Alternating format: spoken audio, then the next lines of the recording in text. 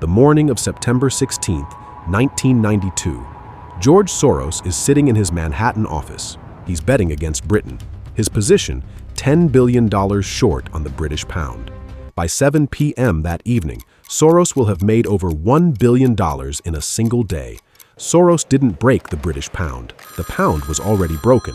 And if you want to understand why that was even possible, why a single man could bet against an entire country and win, you have to go back 272 years, to Paris, to a Scottish murderer, a printing press, and one of history's most dangerous financial experiments. The year is 1716. France is drowning in debt following the death of King Louis XIV.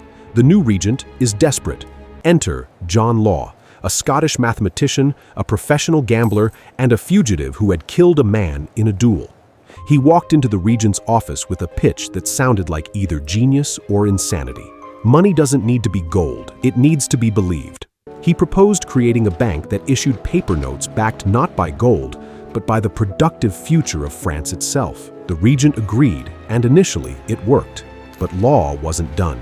He acquired the Mississippi Company, a trading firm with monopoly rights over France's uncharted colonial territory in North America. Law didn't sell investors a company. He sold them a story of endless gold and fertile land. Shares skyrocketed 1,900% in a year. The word millionaire was literally invented during this period to describe people who hadn't existed before. To fund this mania, Law connected the bank, the company, and the government's debt. He began printing paper money to keep the share prices rising. By early 1720, he had printed 5 times more paper money than France had gold reserves to back it. One man controlled the entire financial system based on one story. And then, someone asked a dangerous question. Is any of this real? Investors began quietly converting their shares back into gold. Panicked, Law responded by literally trying to ban the question. He made it illegal for citizens to possess gold or silver, forcing them to use paper. But you cannot legislate belief. Panic ensued. Hyperinflation hit.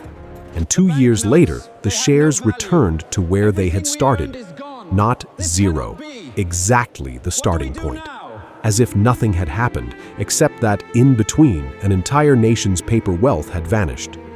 Law fled France. He died 9 years later in Venice, nearly penniless, a man who had briefly been the most powerful financier in European history, and left the country with a deep distrust of paper money that would handicap its economy for decades. Now hold that image. A system that printed belief faster than it could earn it. A story told loudly enough and long enough that the telling became the substance. And when people finally asked whether the substance was real, the whole thing fell apart overnight. Here is the structure underneath both stories. In Paris in 1720, people believed too much. In London in 1992, people stopped believing. The absence of belief created the collapse. Same mechanism, opposite direction, 272 years. Same question, is the value really there, or is it only there because we've all agreed to pretend it is? October 1990, Britain joins the European Exchange Rate Mechanism, the ERM, designed to keep European currencies stable. But Britain entered at a rate that was artificially high. The market knew the pound wasn't worth that much. And at almost the same moment, Germany had just reunified. The massive cost of absorbing East Germany pushed inflation pressure higher, and the Bundesbank responded with high interest rates. To keep the pound inside the ERM, Britain had to follow. But Britain was already in a recession. Every interest rate hike was a direct blow to ordinary households. George Soros knew Britain was trapped. He understood there was a point at which defending the exchange rate would cost more, politically and economically, than abandoning it. In his assessment, Britain was already past that point. On September 16, 1992, the selling pressure exploded. The Bank of England burned through its foreign currency reserves trying to prop up the pound. And in the middle of a recession, Britain announced an emergency interest rate of 15%. Announced, but never truly lived under. Because the market didn't panic. It calculated. It knew Britain would break its economy before it could sustain those rates. By 7 p.m., Britain surrendered. They withdrew from the ERM and let the pound float. The currency plummeted. Soros did not cause this. He diagnosed it. The structural flaws, the recession, the overvaluation, all of it was true before Soros placed a single trade. He was less a villain and more a mirror, showing Britain what its own system had been hiding. So here's what we actually have. Not two stories about financial crises, one story about a single mechanism told twice. In 1720, John Law built a system that required infinite belief to survive. He printed more currency than gold could support. He sold a continent nobody had explored. He made an empire out of confidence. And when confidence ran out, the empire disappeared exactly as fast as it had appeared. In 1992, Britain built a promise it couldn't keep. It pegged a currency at a rate the market didn't accept. It defended that rate with tools that required sacrificing its own economy. And when the gap between the official story and the market's reality became too wide, the story broke. Paris, 1720. Belief inflates until it bursts. London, 1992. Belief deflates until it collapses.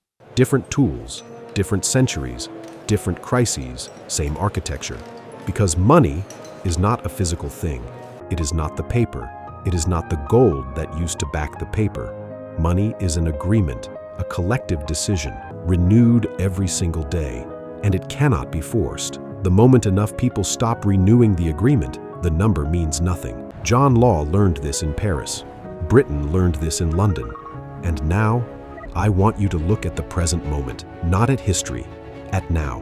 What system around you requires continuous belief to function? What number, what asset, what institution, what story is holding its value not because of what it fundamentally is, but because enough people haven't asked the hard question yet? This isn't a warning, it's just a question. The same question, the one that's been circling the financial system since 1720. Do we still believe this? And what do you think is still standing only because no one has asked that question yet? Leave it below.